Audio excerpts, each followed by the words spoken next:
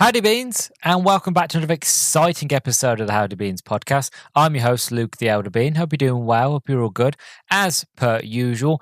Today, we're going to be looking at a movie that I was inspired to watch this film after watching one of the best movies of all time. One of the best movies I have watched all of 2025. One of the best movies I've watched in years. It is a movie that I tell everybody they need to go and see, no matter what. And no, it's not Leon the Professional, and no, it's not Amelie. What that movie is Hundreds of Beavers. And the reason is because it is pure cinema. It is the GOAT. It is brilliant.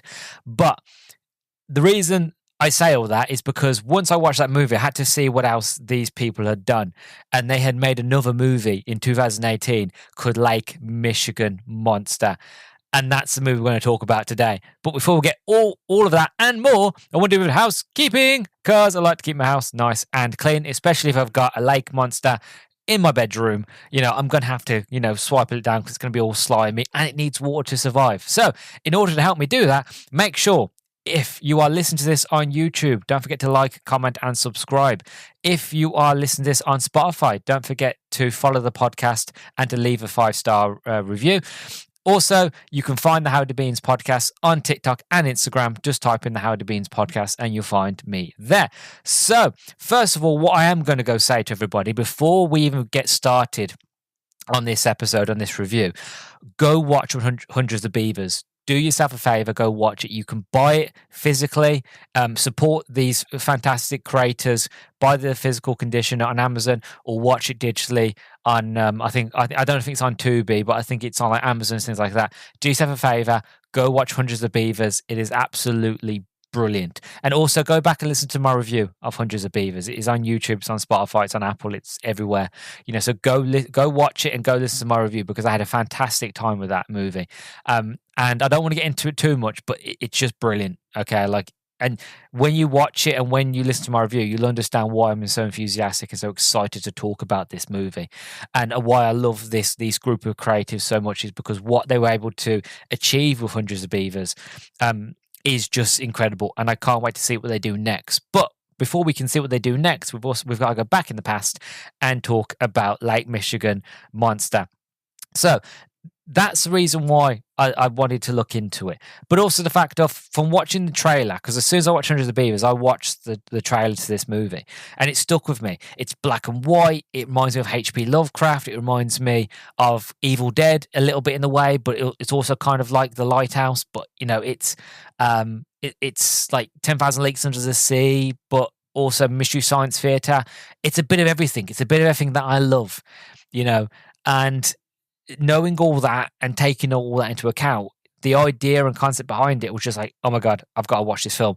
And then I downloaded Tubi recently, and I was flicking through trying to find something to watch, and I saw that they had it on Tubi. I was just like, Tubi comes in clutch every single time. So that's why I'm looking at it now, because I was going to get it on DVD, and I'm still going to get it on DVD, well, most likely Blu-ray. But because I saw it was on Tubi, I thought, you know what, I'm going to look into it as soon as I possibly can. So that's why I'm looking into it. As for the movie synopsis, so it goes as follows. So, all aboard! The combined spirits of H.P. Lovecraft, early Sam Raimi, and Mystery Science Theater 3000 inhabit this action-packed tale of nautical daring-do and monster mayhem. Winner of the Audience Award for Best International Feature at the 2019 Awards. That is the synopsis for this movie. As for the cast, so the cast is Ryland Brixton Cole Lewis, who is also the director, as well as one of the writers of this movie. I think he was also in, and the main character in Hundreds of Beavers. I know he wrote and directed it. But so he plays Seafield in this movie. Then you have Eric West as Sean Shenaniganessy. Anyway, Daniel Long as Dick Flynn, Steve Holleter as Spanish teacher, Wayne Lewis as Ashcroft, Lucy Toos as Martha, and Ayla Hutchison as Gurley. Again, if I do apologise, being dyslexic, I struggle sometimes. So if I've got the nose names wrong, I do deeply apologize. If the people that make this wonderful movie are listening, which I hope you do, because I absolutely love and adore what you do. Anyway, I'm going to take a quick break because I can already feel my mouth going dry, just because I've been so excited. And then when I come back, we're going to talk about the development of this movie, which there is a lot about. So I'll see you all in a second. And I'm back. So development goes as follows. Lake Michigan Monster was written, produced, and directed by Roland Brixton Cole Twos, with development beginning in 2018. Inspiration came about after a conversation between Twos and his close friend Eric West. Twos, at the time in the process of moving to Los Angeles, was visiting Lake Michigan with West, where the two jokingly struck up the conversation on what would happen if they were to witness a mermaid washing upon the shore of the lake. Believing the concept had potential, Twos developed the screenplay, which became his feature film debut. Concluding that the film would be a low-budget production, Twos developed a screenplay with his friend, the filmmaker Mike Chislick, with the intention that he, Twos, also starred in the film. According to Twos, the screenplay drew from the British comedy group Monty Python and the early seasons of The Simpsons, which are the best place to take inspiration from, in my opinion. Other influences included Guy Maddin's Brand Upon the Brain, and the humour and visual style of Sam Raimi's Evil Dead 2. Early in development, the concept of a mermaid was recast as a lake monster, which they felt was technically more attainable. Twos and co-writer and producer Cheslick decided to keep the film at a brisk pace, reasoning that its potential audience would otherwise see through the film's limited budget and lose interest. Dialogue and characters were based on around friends and family of Twos, whom he had in mind to play certain roles. In an interview with Comic Book Resources, Twos said that they more or less play themselves in the movie, and because they're not classically trained actors, I kind of just wrote their characters as who they are in person. So that is a development, and that's what I love. Like, that's what they did to Hundreds of Beavers. When you watch that movie, it generally feels low budget, but in a good way, and it just feels like a bunch of mates have just got together, dressed up as in giant sort of beaver costumes, and just went out into the woods, in the snowy woods, and just had fun. And that's what it feels like, and I love it for that. And that's why I love this team so much is the fact of, again, the whole point of again, I know we're talking about the production and development, but the whole thing about cinema and the whole thing about movies, in my opinion, is that whole entertainment. You know, it's that proof that anybody could be a filmmaker. You know, all you've got to do is get yourself a camera, get some friends together, and shoot a film, and that's it. You know what I mean? Kevin Smith says it all the time. Like, literally, just get a camera, get an idea, get some friends together, and shoot it, and then edit it, and then get it out there. You know, and then if people like it and it does well, brilliant. Just got to keep creating. And I love that. I love that spirit of just like, look, we're just going to make movies. We had a cool idea. We're going to make a film. And I love that. That's why I love indie movies so much. It's just because it's that pureness. There's no big Hollywood, no big budgets, no sort of time wasting trying different things, like the fact that we've got a small budget, so it has to work with what we've got. And I love that bootstrap sort of mentality of filmmaking and getting friends together. And yeah, I just wish I was part of this friend group because I'd love it. I think I'd have an absolute ball just filming, let alone actually making a movie. Anyway, that was a development. That was my little TED talk. Anyway, as for filming, so principal photography began in March 2017 and lasted for 16 months. The film was shot mostly around Milwaukee and Muscatine, Michigan, in low resolution using an old DSLR camera owned by Tool's girlfriend.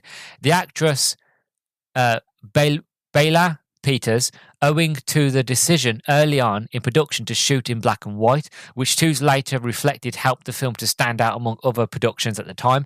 I completely agree. Nobody's doing black and white movies, and I love black and white movies. I grew up watching black and white movies at my grandparents, so to me, black and white movies is like color movies. You know, there's no difference. I know, well, obviously there is a difference, but you know what I mean? Like, there's no real difference. It's like, it's cinema, still cinema, if there's color or there's not. And I love black and white because it allows you need to pay attention and focus more, because you need to pay attention to more of the details, what the characters do, and then what's actually going on in the background. I think you lose a lot of that detail when you have color. I know it sounds a bit weird, but trust me, in my mind, it makes sense. Anyway, where did they get to? Helped with production. Two's earned the majority of the film's approximated $7,000 $7,000 budget from his side job as a pizza delivery man. The cast and crew were mostly Toole's friends, all of whom worked in multiple roles. According to Tools, there was no real director of cinematography, with both cast and crew members operating the camera during production. As they had a limited budget, the cast and the crew were constantly devising cost-saving methods. The underwater sequences were the most difficult to shoot. Toole said in an interview with the horror magazine Room Morgue that the camera operators had a limited supply of oxygen and they could only shoot for a short time before surfacing for air. So that's for filming. As for special effects, this bit's only small. So the monster was designed by the veteran special effects artist and director Joe Castro, with assistance from cast member Eric West, who designed the claws. Castro had already contributed to over 50 films, including Evil Toons from 1992, Campfire Tales from 1997, Night of the Demons 3 from 1997, and The Summer of Massacre from 2012. Working with Castro, Tools wanted the monster to be unique and something you'd never seen before, also having the design resemble an unmentioned member of the film's cast. The final design was described by one critic as resembling the early works of George Miles, maybe? Melies. Cheslick also contributed to the film's computer-generated imagery, working on over 300 effect shots depicted for the film. So that is the lot, really, for the production. To be honest, like I said, all that just got me more excited. And I can't say it enough. These guys are brilliant. And I do highly recommend it. I do highly recommend going out and checking out this movie. Like I said, it's on Tubi here in the UK. It's probably on Tubi in America as well. Join me. Go watch it, but also go watch Hundreds of Beavers. Go see other things these people have done because they deserve it. They're incredible. And like, the more eyes and the more people support them, they can do more fun and random and weird and terrific movies like this, because like I just love it. We don't get enough filmmakers like this in the world, and we need more movies like this because they're just brilliant. So I'm going to go off and watch this movie now. Please do join me because I'm sure it's going to be an absolute hoot and absolutely brilliant. And then when we come back, we're going to talk about first impressions, the story, talk about the production, overall thoughts, a bit of trivia if I can find some. I might not be able to find any because it is a sort of indie movie, but if I can, I will. And then we'll wrap it up nicely. So yeah, I'm going to go off and watch Lake Michigan Monster. Then we'll have to do ball of a time, and I'll see you all in the flashes of flashes.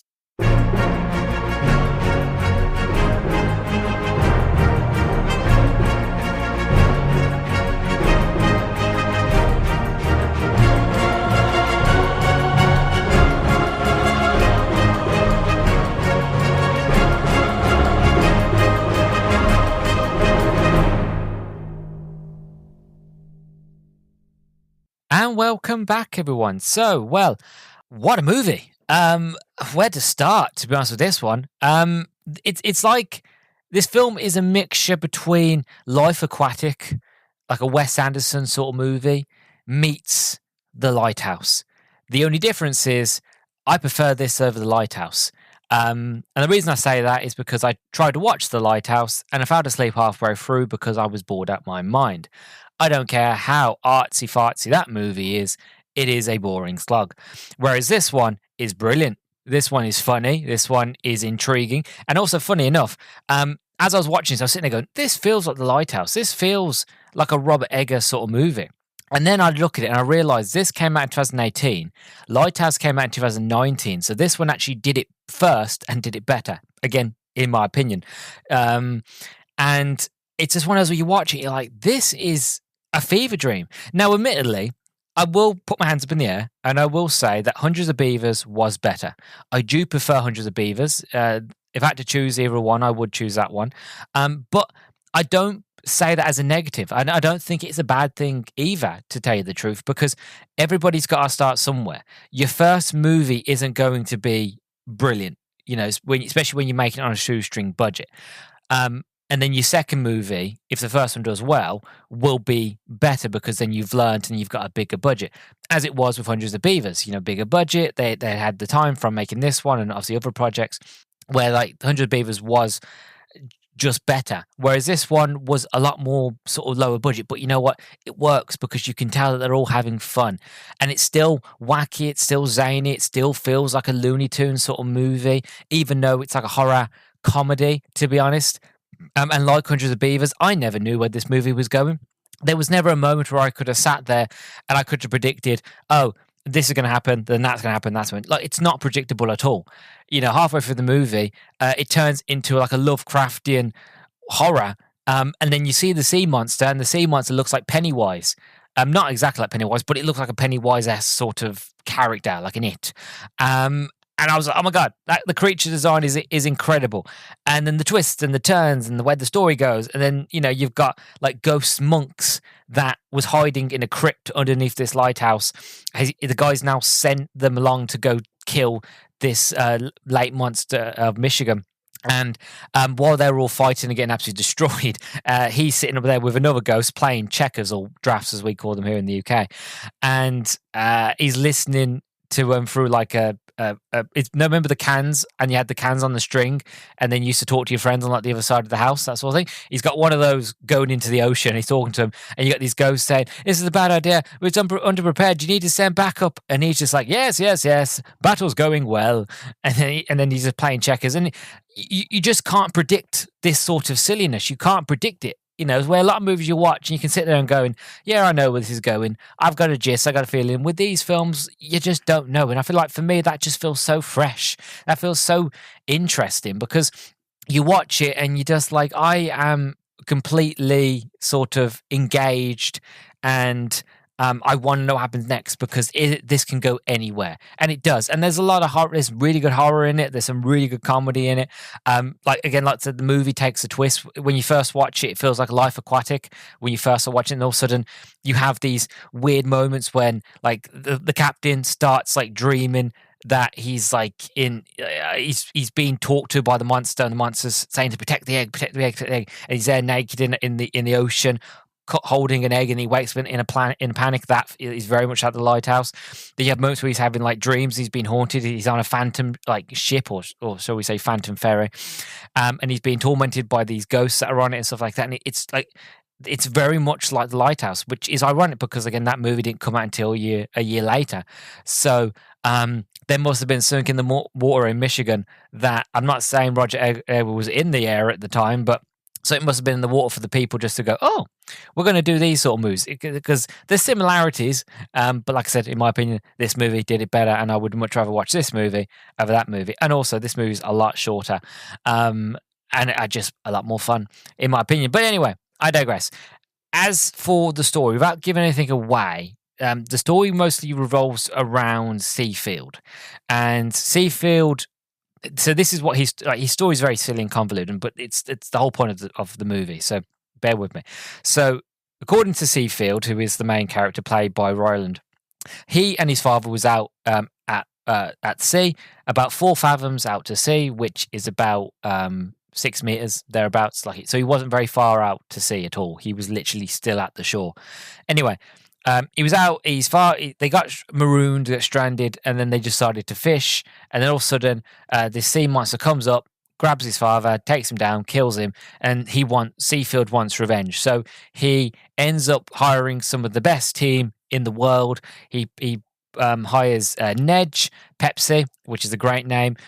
Sean, I can never pronounce this name. Shaganesi. Shaganesi. Yeah, Shaganesi, I think, and Dick Flynn. He gets his team together. Nedge is the solar expert. Sean is like the weapons expert, like proper Rambo, constantly drawing like circles and weird sort of markings on his face, like, you know, Rambo sort of style. And you got Dick Flynn, who is basically the deep sea sort of naval sort of person. And they send him out to dive. And like you said, that he's literally diving in like inches of water. So he's going around, and I love how the camera just follows him through the water as he's shooting around. And then you've got Steve going, I can see it's doing out to sea. And Seafield's like, shoot it, it might be the monster. So Sean gets the machine gun, like sprays the water. Then you just get Dick, he just stands up, runs over to Sean, and just lamps him one. And he's like, you almost hit me, you idiot. And and like they have names, like they have Operation Master Beta, and they've got one called Operation Naughty Nelly or Naughty Lady or something like that. And Dick's like, well, why is it? I like the plan and all, but why is it called like Naughty Nelly? And then look at him, and all of a sudden the camera pans out and he's naked. He's like, why am I naked? And he's like, well, I had a hypothesis last night while I was eating, this is seafood, while I was eating my fish sticks, that I was thinking, well, maybe the sea monster is not a male, maybe it's a woman, and she would be more interested in you as the bait. I mean, as the person in the water, and as as a male body, she might like your gaze. So, just go in the water and pad along a bit in your nakedness, and hopefully this will attract her. And it's okay, Sean is on the beach with weapons ready, and I'm over here with Nedge looking at the sonar. You'll be all right. And he goes out to sea, and like he gets attacked, and then the monster basically impregnates him with an egg. And it turns like a moment of the Thing where like he's impregnated and he has a baby and has his baby egg, and then Seafield finds it and freaks out. And I don't want to sort of go into it fully and ruin anything, because there's a lot of things in this movie where you just want to discover for yourself. But there are twists, there are turns, just like in Hundreds of Beavers. And like I said with this movie, because it's so unpredictable, those twists and turns, when they come, they're funny, they're sharp, they're witty, they're clever. You don't see them coming. And like this movie, it's not a long film. It's only about an hour and 20 minutes thereabout. I watched it on Tubi. Again, thank you, Tubi. I absolutely love Tubi. Because I've become a new fan of Tubi, because some of the random films I have on there are very like Mystery Science Theater 2000, which I love. I love watching that show. I remember watching it on watching the newer episodes on Netflix when it came out a couple of years ago. So yeah, no, I love those sort of movies, and like Tubi's full of them. So again, if you're ever looking for like cheesy sort of Mystery Science Theater 3000 sort of movies, just go there, because there's buckets full, including this film. And where was I then? I went on sort of a tandem about Tubi. Oh yeah, like I said, this is one of them films where it's like it's worth a watch. It's worth giving it a go, and again supporting these guys, because they're, at the end of the day, they are the pure quintessential essence of indie filmmaking, to be honest. They are a group of people who just go, you know what, I've got a good idea for a film. As I said in the introduction, they went to Lake Michigan. They started chatting, as mates do, over beers and that sort of thing. Goes, what if there was a sea monster in Lake Michigan? What would happen? How would that work? Some of the best ideas are when you're not really planning on doing anything, when you're just like, shooting the shit with your friends, you know what I mean? And also, next thing you know, you come up with like this legendary idea, and then sometimes you fall through with it, and you see to it till pasture, and then sometimes you don't. But I'm glad these guys are going, you know what's a great idea? We're just going to make this movie.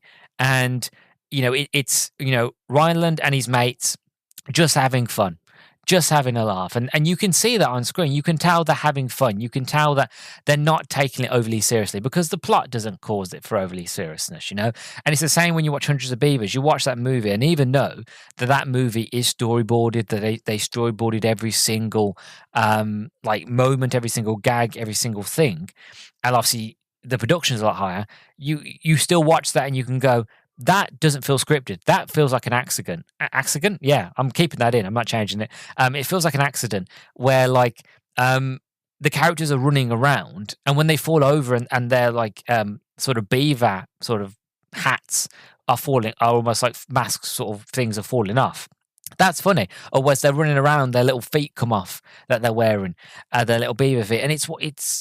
You just don't get movies like that anymore. And that's what I love about them. That's why I wanted to talk about it. Like, this ain't going to be a very long review, because, again, it's not a very long movie. And I don't really want to spoil many things of it. But I mostly wanted to look into it because, one, I wanted a reason to watch it, because I love these guys and I love what they do. And also, I just want to support them. I generally love what they do. And I think they're great creators. And I got quite excited. When the movie ended, I thought, well, what else are they doing? What's coming next from them?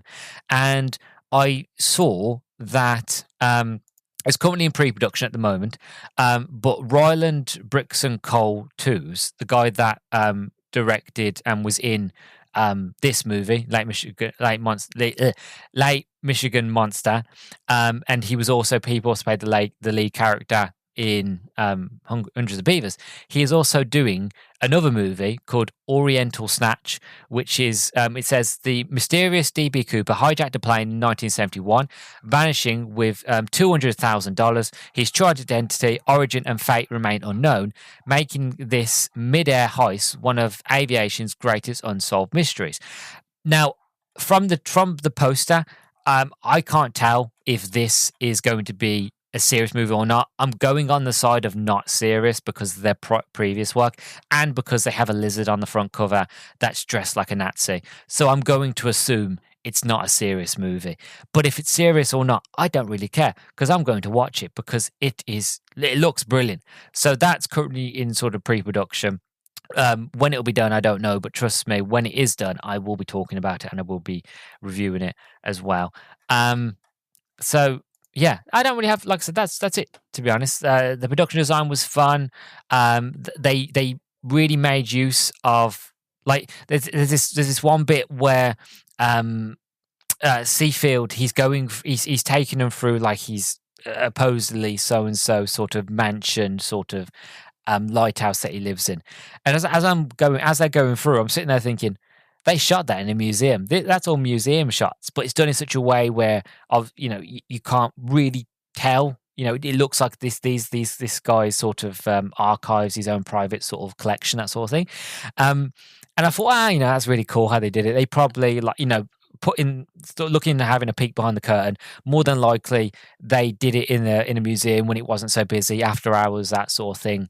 And the funny part about it is the fact of there's a moment in the movie, and this isn't spoilers, where Seafield kind of has a breakdown, and he goes, "Look at my house, it's a sham." And they're like, "What? What do you mean?" He goes, "This is my house. This is a museum." And then, remember when I took you through, and you looked around, and then it has a bit of a flashback, and next thing you know, you have a look, and there's a dinosaur there, and you've got a pharaoh's tomb there, and you've got other little bit of plaques and things like that. And they were like, "Well, we just thought you was an eccentric sort of millionaire sailor." And he's like, "No, it's all a sham. I rent this place. This is not mine."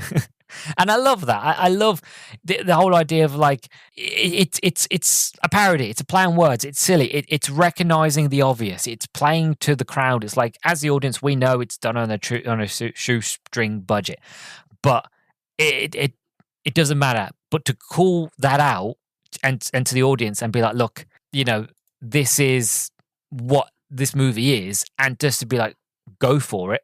I love it, and I've got to respect it. So that's why I wanted to look at it, because I just love these guys and I love what they do, and I wanted to kind of what's the word? I wanted to signal fire. Is that the right word? Signal blaze or something like that. The point is, I just wanted to get their word out. I wanted more people to watch their movies. Like I said, this movie is on Tubi. In the UK anyway, so I'm sure it's on Tubi America. So if you've got Tubi, it's free. There are adverts, but it doesn't really affect the viewing experience, or at least it didn't for me with this movie. Watch it on there, give it a watch, and then maybe even buy the movie, or better yet, go onto Amazon. Currently on Amazon, you can buy Hundreds of Beavers for about £10 on Blu-ray, and it comes with a lot of special features and stuff like that. So support them, buy it. I've bought it. It is on the way, so I'm going to be watching that again. And yeah, I love them. I just think they're great. So whatever they do next, whatever comes next, I'll be there giving them support all of the way. And so should you guys as well, because you don't get pure creativeness like this much anymore in cinema, in film. So we've got to support these small sort of indie sort of filmmakers, because these are the people that are making the movies that we want to see.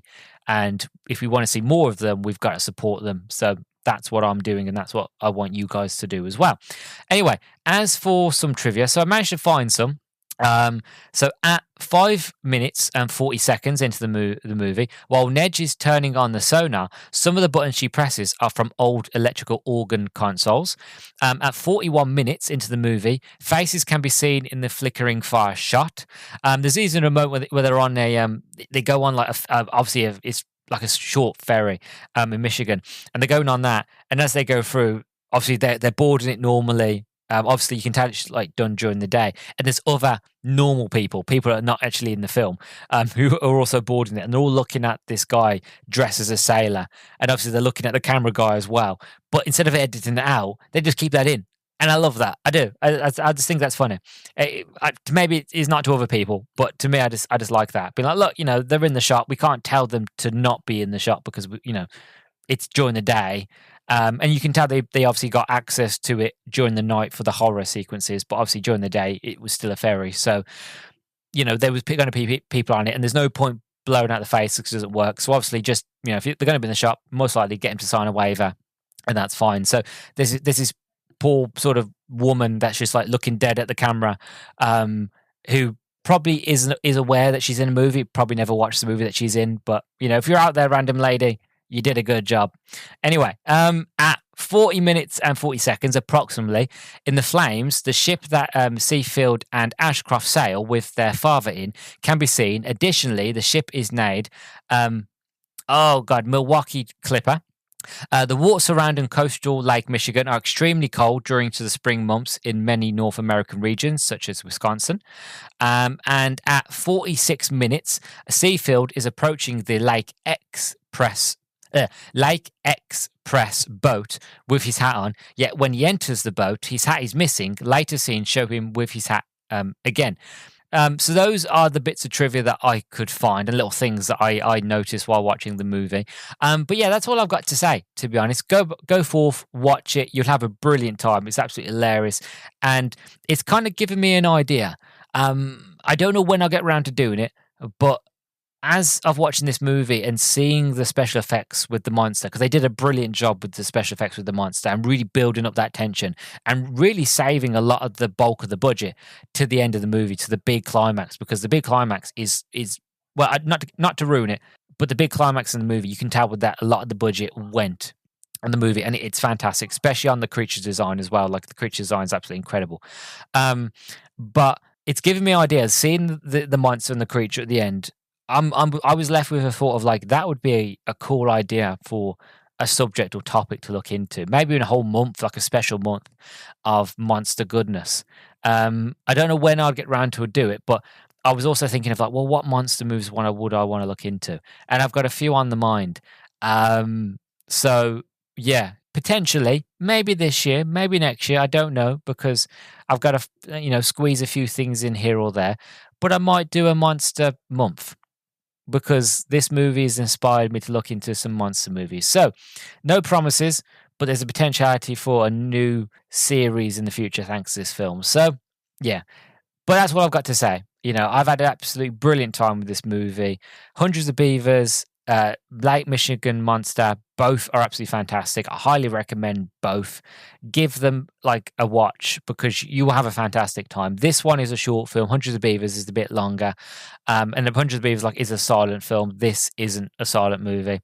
But both are hilarious. So if you've got nothing to do and you're looking for a laugh, if it's raining outside or it's one of them sort of days where you need to pick me up, these are the movies to watch because they are absolutely brilliantly well made, and I want to support the team behind them. So, thank you very, very much for listening. It's been an absolute honor and pleasure as always.